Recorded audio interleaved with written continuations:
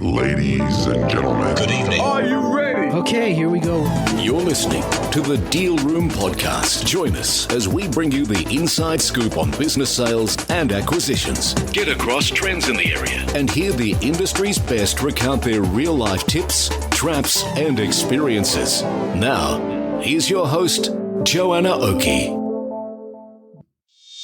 Hi, it's Joanna Oakey here, and welcome back to the Deal Room Podcast, a podcast proudly brought to you by our commercial legal practice, Aspect Legal. Now, today we have on the show Alex Izsak from BBMS Media talking all about marketing for brokers and for sellers. So today we're really looking at marketing your agency for brokers and your listings, and for sellers we're also looking at what they need to think about when they're presenting themselves and the business for sale to the market. And of course, as I said, today we're talking to Alex Izsak, who is the CEO of BBMS Media, who is so well placed to talk about all of this because not only does he have a marketing agency at the moment that deals with marketing for business brokers, but he himself was a business broker for many years until recently. So, of course, he really understands the industry. And so today's discussion is a really solid one. So today we're really looking at that element of how to present a business for sale to the market. We look at some of those considerations when you're looking at reconciling the marketing needs of brokers and vendors when they're having to sell the business against the legal and ethical need to be truthful and accurate. We look at how to anticipate the concerns of business brokers when writing information memorandums, and we look at how brokers themselves can represent themselves in the market and the importance of having marketing that represents them in a positive light. We also take a look at the need for video advertising and how that can be useful, and we take a little bit of a snapshot of what's happening internationally and market trends both pre-COVID, and we pull out our crystal ball to give it a go to work out some market trends post-COVID and what that might look like in terms of what brokers need to be doing to prepare themselves for the changes that could come into the market after we see government stimulus fall out. Well, that's it. Buckle in. Here we go with our discussion with Alex. Well, hi, Alex. Welcome on to the Deal Room Podcast.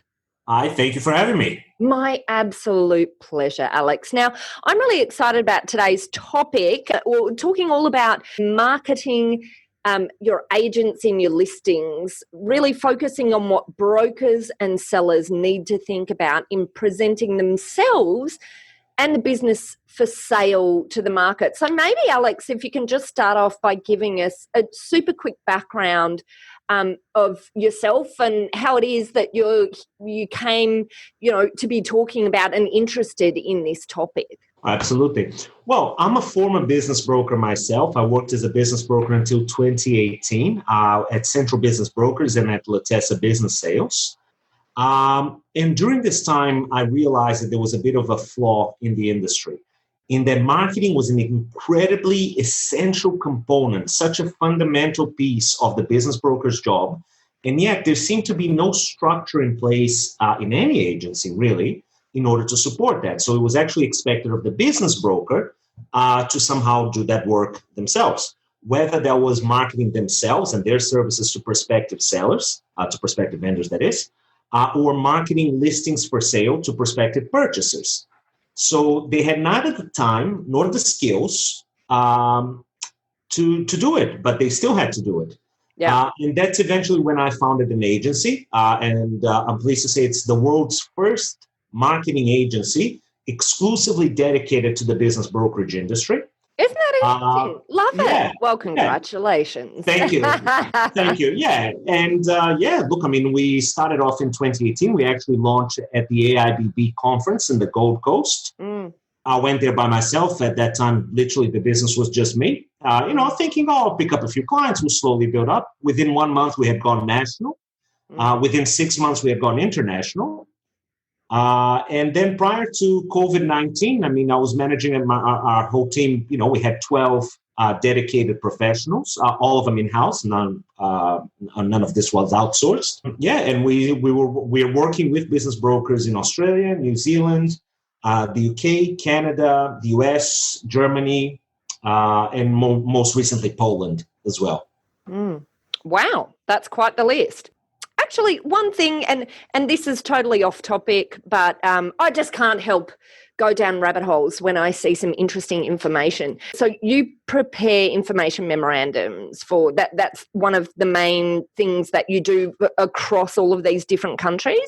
Is that correct? That's correct. That's certainly our most popular product, our information memorandums. Yeah. Okay. And so what do you see as the differences internationally when you're preparing these IMs? Are there things that sort of stick out as, you know, jurisdictional differences that you're coming aware, you know, that are coming by you that you're seeing?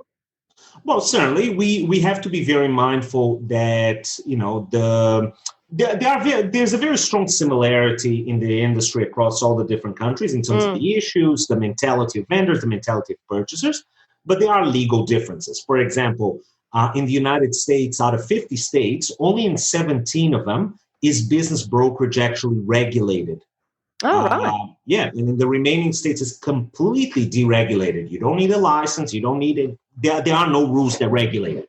But say, for example, in California, it's quite important for us by law to actually put in the Cal DRE number in the cover of every information memorandum. That is a legal requirement. So, you know, for us, that's been quite a challenge in terms of having to become acquainted with all of this. But, you know, I guess coming a bit closer here to Australia, I guess the law is probably a lot more on a federal level. So, you know, we look at things. I mean, of course, we understand, you know, each state has its own act that governs it. But, you know, but like overall, you know, we know what to put in Australian information memorandums. Okay, cool. All right. I guess you don't just deal with IMs, you also deal with agencies marketing themselves, I guess, to vendors as well. Is that right? That's correct. So again, one of the things that we found is that not only were brokers, you know, having to write their own IMs, but they also sometimes they'd have to go to a listing meeting, and all they'd have to go on was a business card. Now, it's an interesting fact, marketers are aware of it, that it takes a very minimum of 3 impressions for a potential customer to actually remember you. So the question that I always pose to people is the following: is your business card that impressive that people will look at it and they will never forget you ever again? And look, if the answer is yes, then there's nothing I can do for you. I think, you know, you've done your own job. But if the answer to that is no, then look, I mean, that's where I think that a corporate video, an agency brochure, marketing packages, something that really presents yourself to the market properly, you know, and it's not just a matter of embellishing yourself, but really explaining your services, like, you know, anticipating a lot of the questions that a lot of prospective vendors are going to have, you know, in terms of how does this work? What are commission structures like? Are there any upfront fees involved? And so on and so forth. Okay, fabulous. And so maybe let's talk about what are the issues. So firstly, what should brokers and sellers be thinking about in presenting themselves? Let's talk about the IM to kick off with. So when you're marketing a business, what should you be thinking about in putting together? What are some of the risks? What are some of the issues you see in the market? Well, look, this is probably where the industry is actually quite different from brokerage to brokerage, in terms of the work that the broker does beforehand. Now, we've got business brokers that will list a business, and literally all they will do is fill out a one-sheet piece of paper, ask them, like, you know, what are your takings, when were you established, how many people work here, and that's it. And that's all they have to go on. And then they send it to us, and they expect us to somehow, out of that one piece of paper, to put together a 25-page info memorandum, which we can do, but of course the quality is compromised without a doubt. We have other business brokers that we work with that are extremely thorough, and they actually get all of the documentation. So they get the financials, they get add-backs that are actually certified by the accountant rather than just something that they just jot down themselves to ask for EBITDA or SDE. You know, they get lease agreements, franchisor agreements, etc. They write very thorough questionnaires and so on. the quality of the material that comes out on the other side is completely different. And we see this in terms of the turnaround time for selling those businesses. We actually follow this with a lot of the business brokers. We find that the more information, the more transparency that they have on a business, the easier it is to sell, assuming, of course, it's an attractive business. Okay, overall. Look, I think that the market, certainly prior to COVID-19, was to a large extent, I'd say, a buyer's market.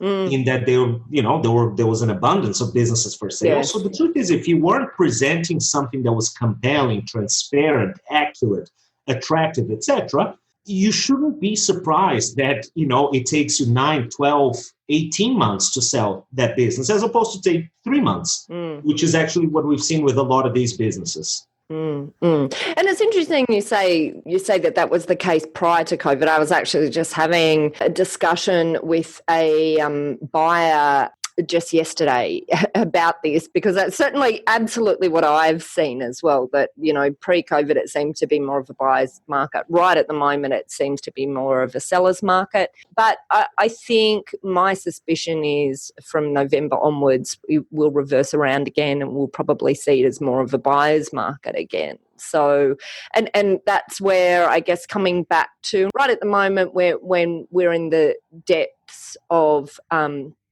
COVID, and obviously, Alex, we've had this discussion. You are back in the real depths of COVID again right now, as that recording.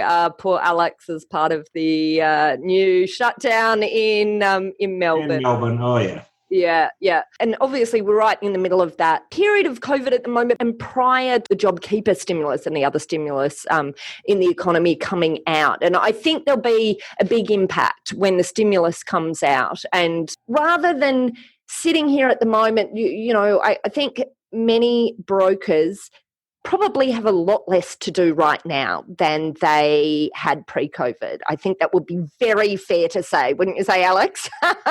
Well, actually, no. Let me disagree with that. I was just throwing in there, I guess, maybe what they really need to think about is getting themselves prepared. That's where I was going to add. Well, yes, actually, that's actually what I was going to say, because you're certainly right in that brokers are acting, a number of brokers are acting as though right now is a bit of a limbo period. They don't really have work to do, so they get to kind of sit back and relax and all that. Smart brokers right now are working harder than ever, and I know several of them that are going, 12, 15 hours a day. Okay, they're preparing themselves. I ran an interview with Tony Latessa for the Australian Institute of Business Brokers just as COVID was hitting, in which we recorded basically his message to the industry. And he said, this has never happened again, and this will never happen again. So you have to be ready, because this is a unique opportunity. Setting aside, of course, the human tragedy, talking about it from a purely economic point of view. Okay, for business brokers, this presents an absolutely phenomenal opportunity. This could very well unleash the golden age of business brokerage. Okay, because the entire economy is shifting. Myriads of people are very unfortunately going out of work. So for the first time, a job is not necessarily seen as a safety thing. Yeah. Okay, so right now, buying a business might be the safe option. Okay. Yeah. Similarly, a lot of businesses are are in distress, and they're going to have to go to the market without the emotional value attached to it, rather just the actual business value. So I think that the smart business broker right now is preparing for that. And preparing for that means a lot of things, like certainly their own education.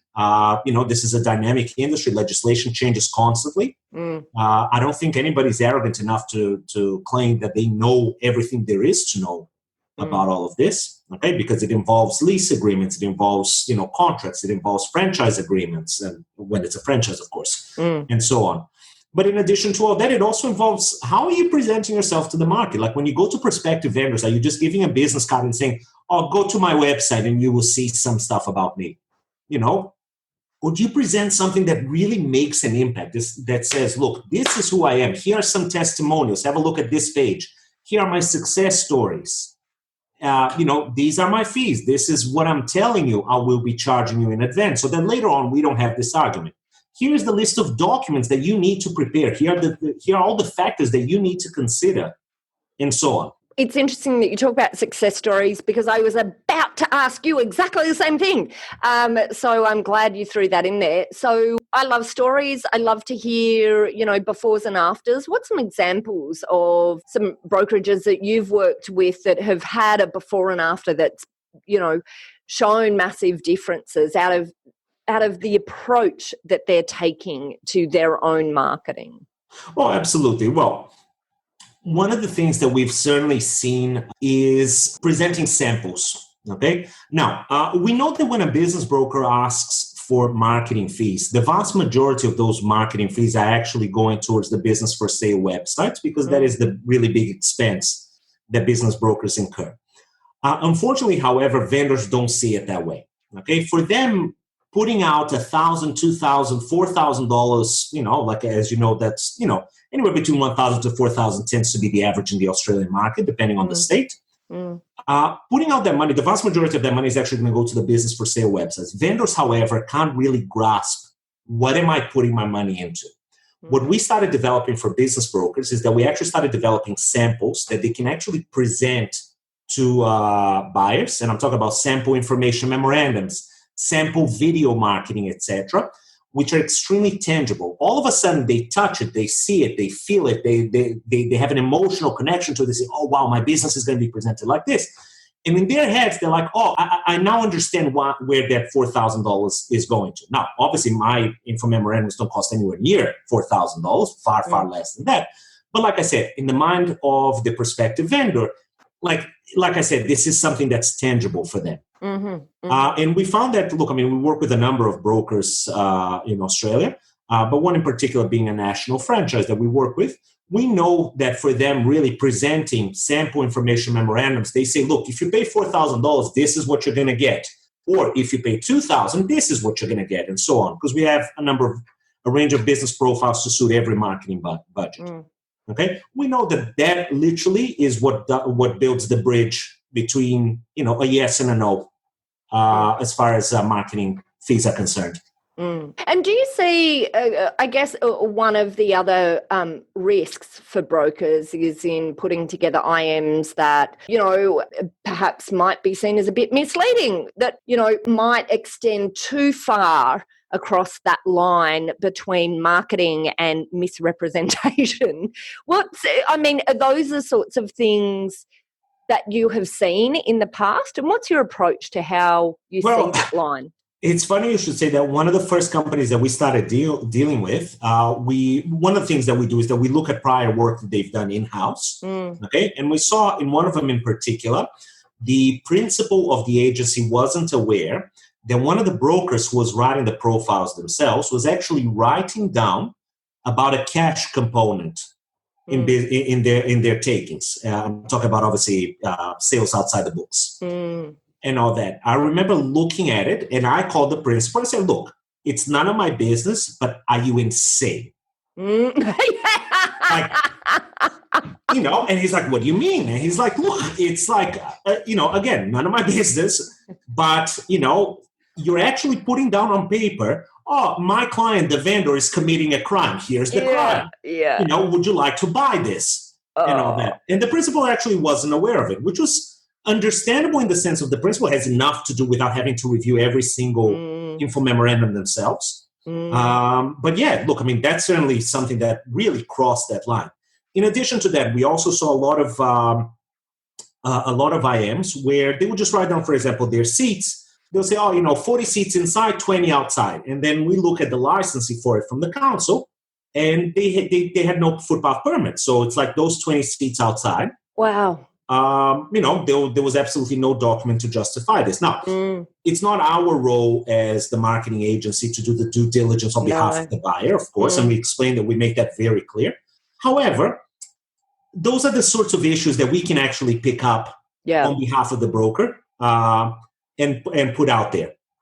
Sometimes it's about control, isn't it? Because as you just mentioned, where this issue had occurred, it obviously, sounds like it related to an agency where there were multiple brokers. And so, the principal was trying to, perhaps had lost a bit of connection to what was happening. in every single IM that was being prepared. So, maybe part of this is about, well, number one, systems, but number two, having some sort of confidence that there's reviews being done by someone who understands some of the issues as well, whether that's internally or externally. Oh, absolutely. One of the things that I strongly recommend for every brokerage agency is to actually get vendors to sign off on their IMs. That's not to say that this protects you completely. Now, in addition to this, of course, there are disclaimers as well that the buyer has to agree to. And I understand, of course, look, I mean, obviously you can tell me that much better, but, I understand, of course, this isn't, a firewall. But of course, when the vendor actually puts their name to it, there is at least a level, I guess, of scrutiny behind it. Yeah. Okay, so that's something that we strongly recommend.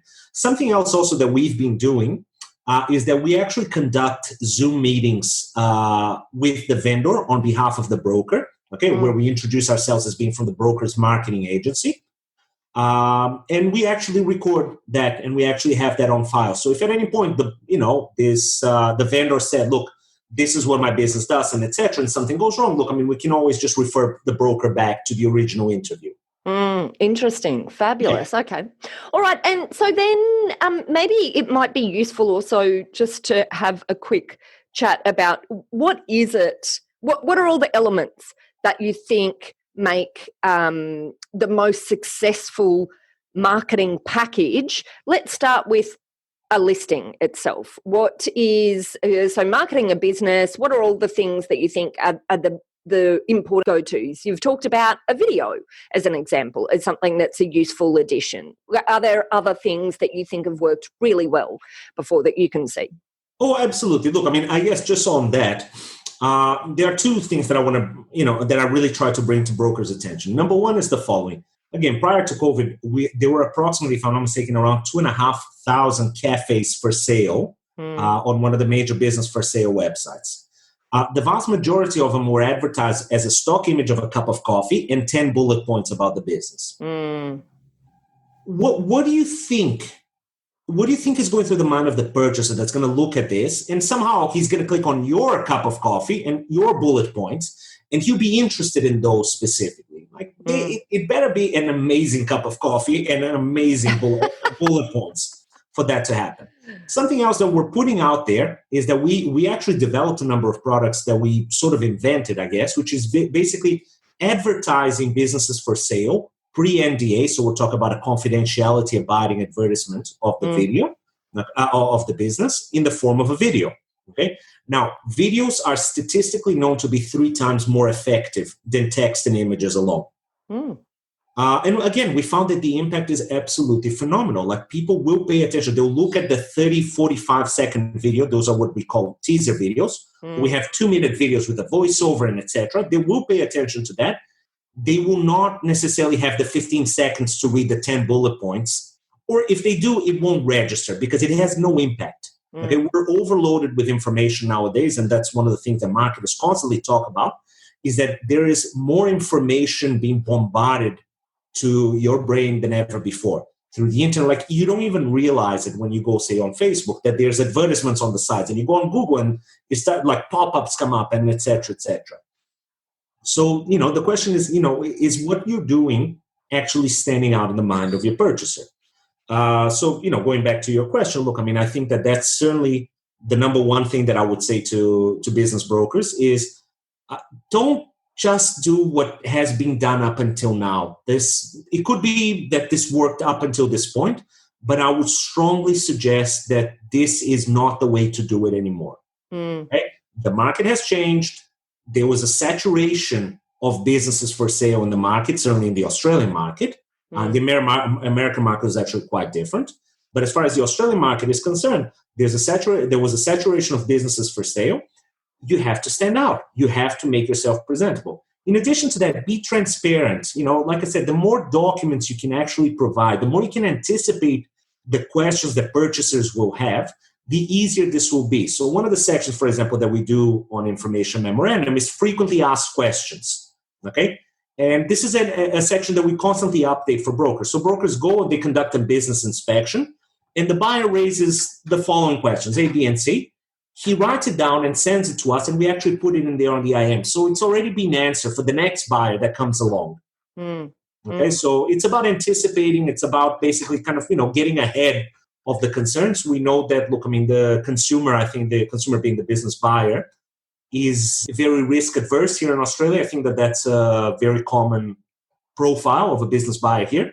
So like I said, the more you anticipate those concerns, the better off you're going to be. I guess it's about, it's really about understanding who the potential buyer is and sitting in the seat of the buyer, and then, moving marketing to that needle rather than marketing simply being, of course, we call it an information memorandum, but it's actually a marketing document within the confines of, as we said before, navigating that marketing versus, that and truthful representation.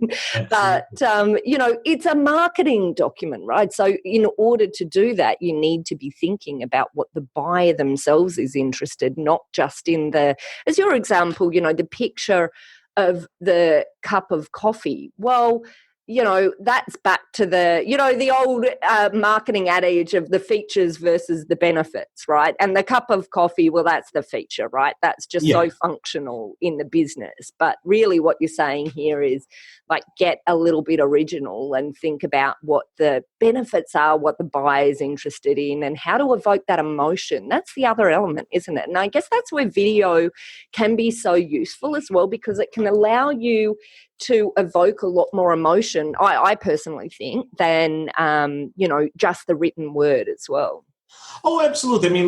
Just to give an example, take, for example, let's imagine that we've got a cafe for sale. That's a 5-day cafe, 9 to 5.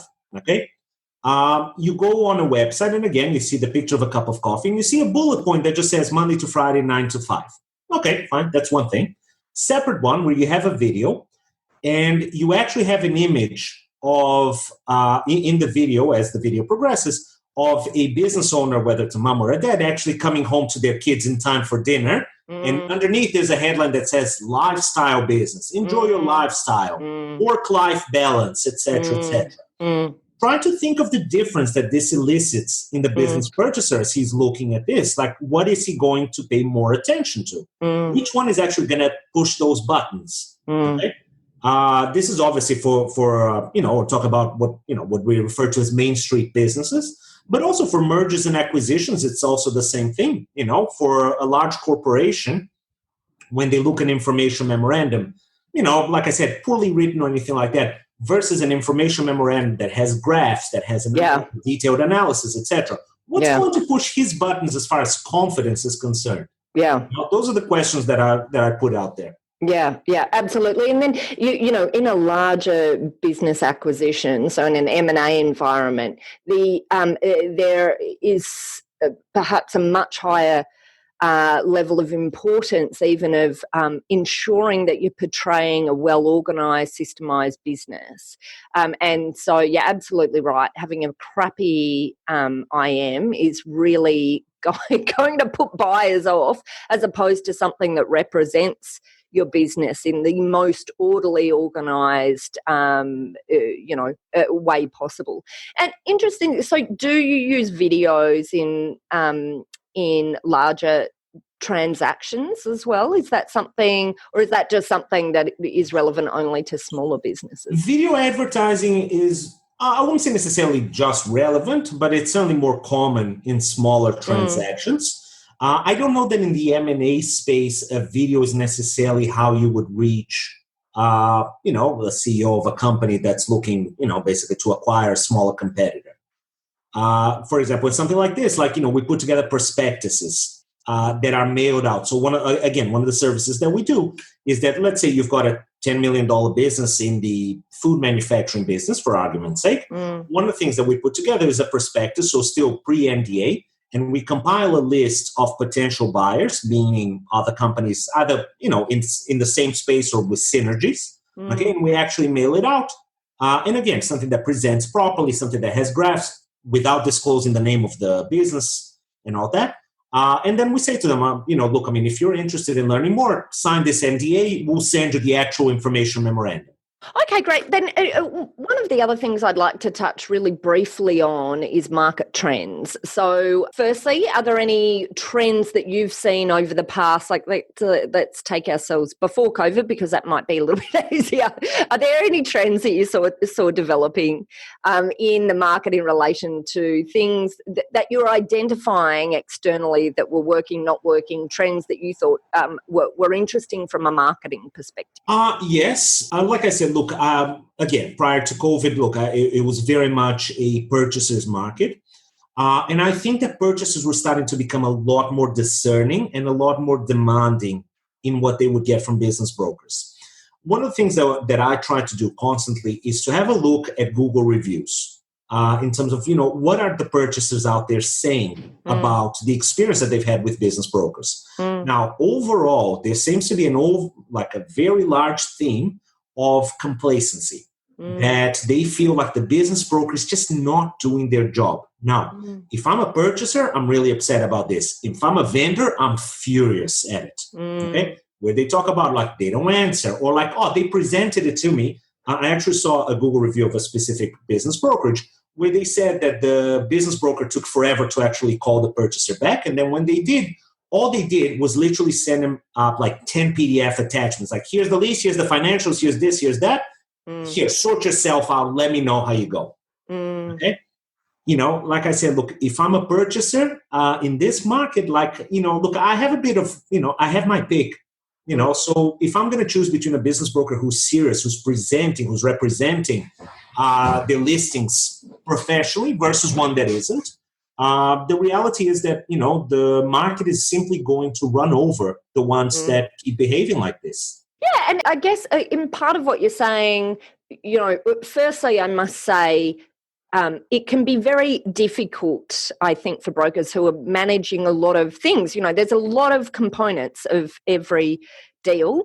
And there's quite often, brokers are managing lots of deals at once. So it's tricky if they don't have a really solid system and processes that drive the communication side. Then the second component that occurs to me as you're talking is it's not even necessarily the services per se, it's the communication. It's keeping that communication up so that the vendor knows what you've been doing behind the scenes with the prospective buyers, so that the buyers know, it's almost this feeling of everyone knowing that things are still going, have been moving, and that communication piece and getting that down pat, don't you think? Oh, absolutely, absolutely. And look, and like I said, I think that, again, putting yourself in the shoes of the vendor, when a vendor hires a business broker, what he's saying is the following here.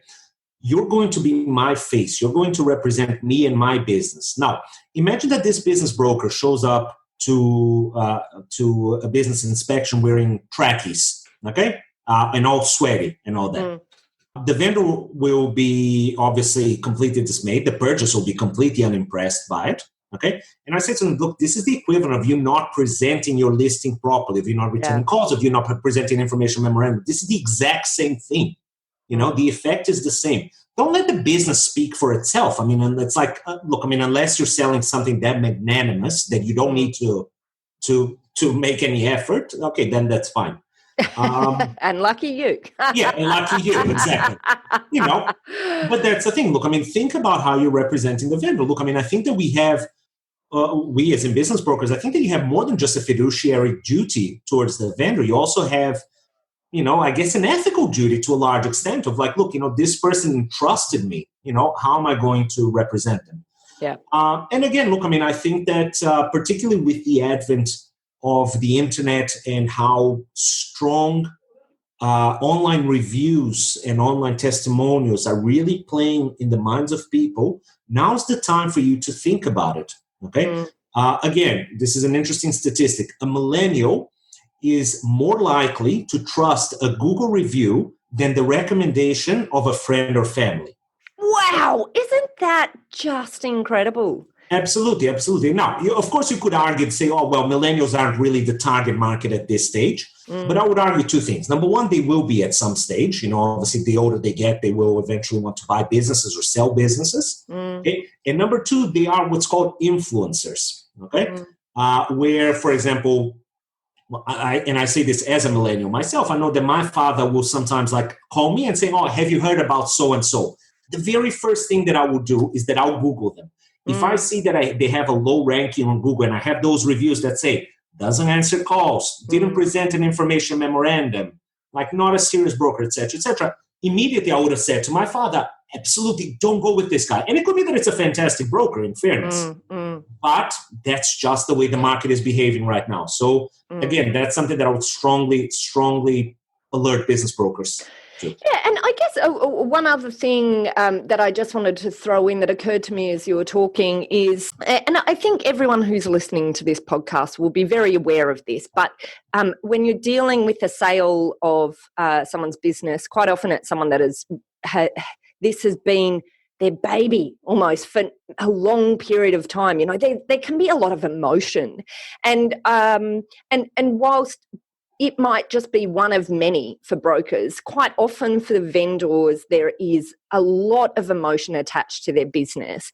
And if they can see their business represented in a way that makes it look fabulous, I think that really helps with the whole emotion of their connection and their feeling with how well the broker is representing them and their business, because it's like they're representing their child in many ways. Not always the case, but certainly we see a lot of emotion in many instances with business owners and their business, and they just want to feel that someone else is taking the care of in this very important stage in the business's life and their life with their business when they come to this exit point. I think it's even more important at that stage, and therefore why paying attention to things like this, the way that you're marketing the business and how it's being portrayed and how it looks, how the marketing of the business looks in the market,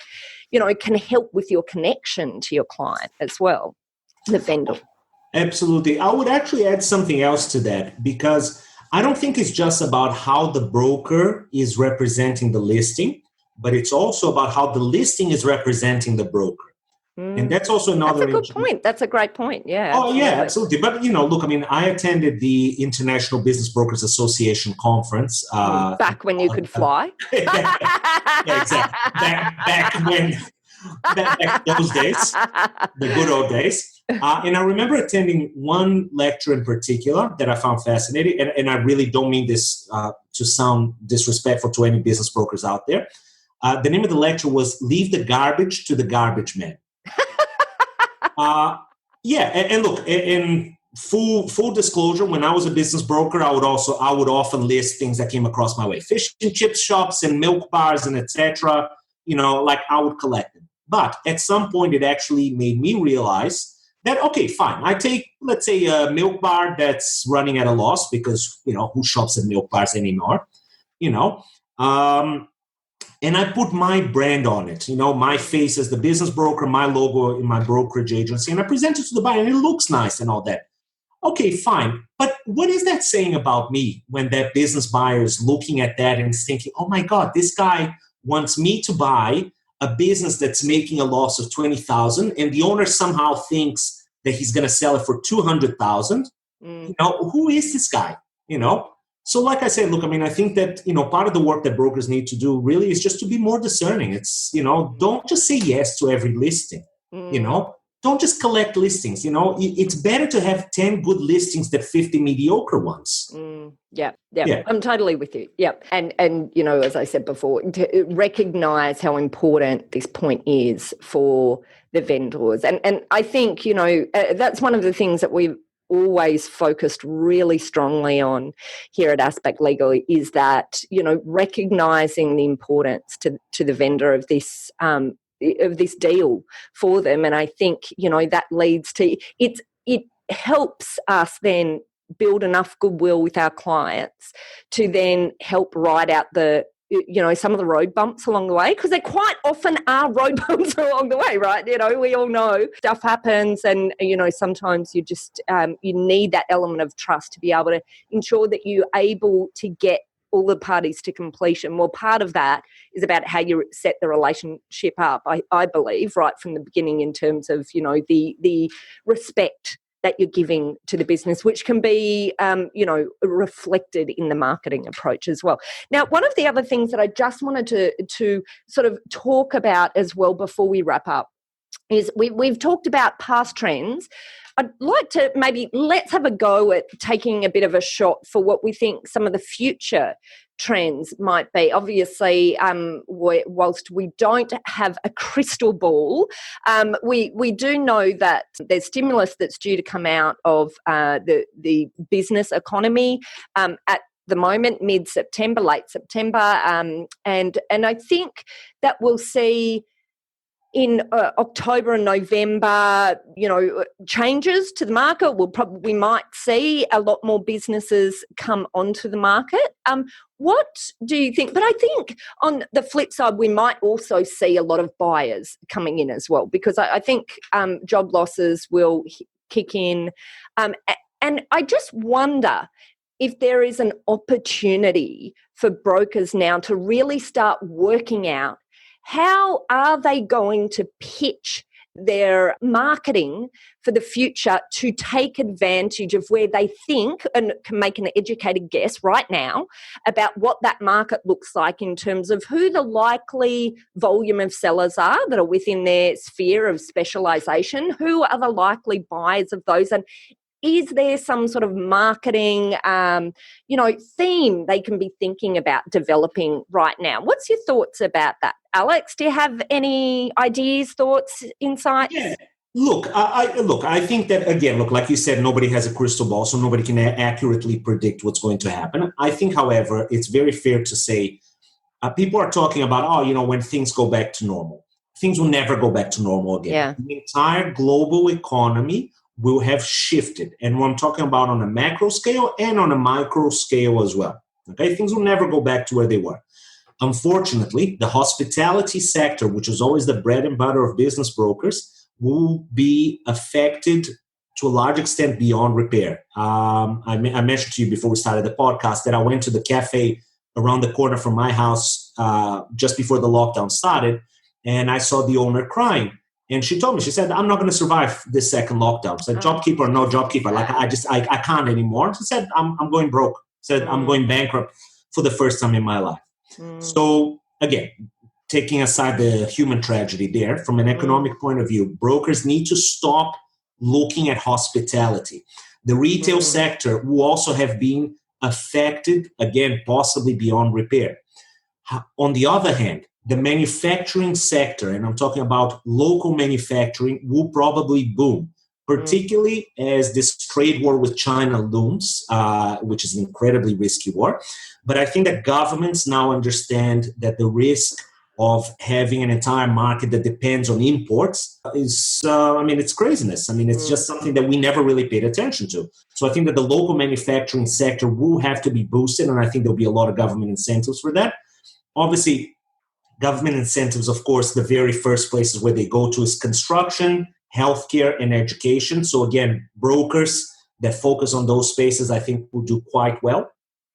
And finally, online. I think that the online world will also change quite a bit. As we saw, despite everything that's happened, we saw that Jeff Bezos of Amazon has now reached a personal fortune of $1 trillion. Wow. As a direct result of COVID. So, again, that's the entire global economy just shifted everything. The idea of not a billionaire, but rather a trillionaire, is just part of our new reality. Okay? So again, I think that, look, brokers need to think outside of those spaces. They need to think about getting better quality listings. They need to understand that they will be competing for good businesses now for sale. Okay. And in order to get those listings, they need to present themselves and present their listings in an extremely professional capacity. And I think that those that don't will simply get run over by the rest of the industry. And look, well, here's, I've reflected on this a bit recently, and my thoughts are that there's probably two areas that I think there will probably be a lot of opportunity in. I think there'll be opportunity for very small businesses in that buy a job market. So I think there'll be a lot of opportunity there, and then for larger businesses, I think there'll be a lot of opportunity and growth through acquisition. So for businesses, but I just think there's opportunity there then for brokers who can recognise and who are in either of those markets where either of those buyer sets are relevant, which, together they probably cover the majority of the field. I think if you can start to as a broker, pitch yourself in these areas, you're going to serve yourself really well for the future to be able to capitalise when some of these opportunities start to open up. Because my personal belief is when they open up, there's going to be a lot going on. And I think it will be a very busy time potentially. But what you do right now could be the difference between whether you're the one who's making hay while the sun shines or whether that's someone down the road. Absolutely. Couldn't agree with you more. And look, like I said, it's time to think differently. The old ways are now the really old ways. Okay. The industry has changed and you have to change accordingly. Yeah, that's definitely my message to business brokers. Brilliant. Well, look, Alex, this has been fabulous. Thank you so much for coming onto the show today. Yeah, look, it's been great to chat. And I guess, do you have any parting message that you have for our listeners, and how can they contact you? Well, like I said, look, my final message to them is that think about the way that you're presenting yourself. Think about the way you're presenting your listings. The economy has changed, and I think that if you present yourself in the appropriate way, this can actually be an opportunity. This entire crisis can actually be the moment where you can rise to prominence within the industry. As far as contacting us, you're welcome to call me on 0428-846-322, or you can send me an email on info@bbms.media. That's BBMS.media. Or, of course, visit our website, www.bbms.media. Brilliant. Okay, Alex. Well, look, once again, massive thank you for coming on to the show today. And if you are unable to write down that phone number because you're on your commute somewhere, lucky you're clearly not with Alex locked down in Melbourne, then all you have to do is check out the show notes because we'll have links through to Alex right there. Well, look, Alex, just want to say a massive thank you once again for coming on to the Deal Room podcast. Thank you. It was a pleasure. Well, that's it for this episode of the Deal Room podcast. If you'd like more information about this topic, then all you have to do is head over to our website at thedealroompodcast.com, where you'll be able to find the contact details, Alex Izsak at BBMS Media, and you will also be able to download a transcript of this podcast episode if you're the kind of person who likes to see the detail of all of the words. On our website, you'll also find details of how to contact our legal eagles at Aspect Legal if you or your clients would like to discuss any legal aspects of sales or acquisitions. We've got a number of really great services that help businesses prepare for a sale or acquisition or lead them through the deal once it's on foot. We work with clients both big and small and have different types of services depending on size and complexity. So don't hesitate to book an appointment if you'd like to find out how we can assist. Well, that's it. Look, a massive thank you for tuning in again today. You have been listening to Joanna Oakey and the Deal Room podcast, a podcast proudly brought to you by our commercial legal practice, Aspect Legal. See you next time.